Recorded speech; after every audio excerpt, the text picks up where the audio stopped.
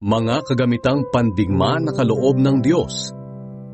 At bilang pangwakas, magpakatatag kayo sa Panginoon sa pamamagitan ng dakila niyang kapangyarihan. Gamitin niyo ang lahat ng kagamitang pandigma na ibinigay sa inyo ng Diyos para malabanan niyo ang mga lalang ng Diablo.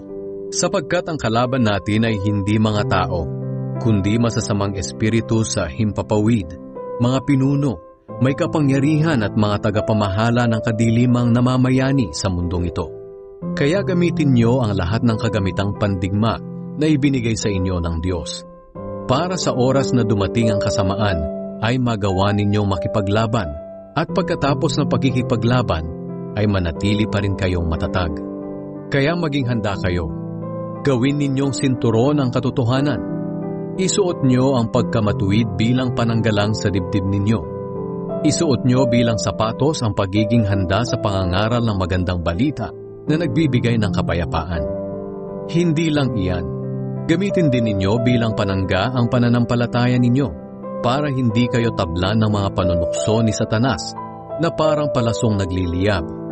Isuot nyo bilang helmet ang tinanggap ninyong kaligtasan at gamitin nyo bilang espada ang salita ng Diyos na kaloob ng banal na Espiritu. At manalangin kayo sa lahat ng oras sa tulong ng banal na Espiritu. Ipanalangin niyo ang lahat ng dapat ipanalangin. Huwag kayong magpabaya. Patuloy kayong manalangin lalo na para sa lahat ng mga pinabanal. Ipanalangin din ninyo ako sa tuwing mangangaral ako.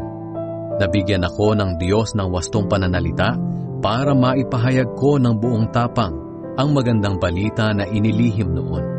Sapagkat isinugo ako ng Diyos para mangaral ng magandang balitang ito na siyang dahilan ng pagkakabilanggo ko. Kaya kung maaari, ipanalangin ninyong maipahayag ko ito ng buong tapang, gaya ng nararapat.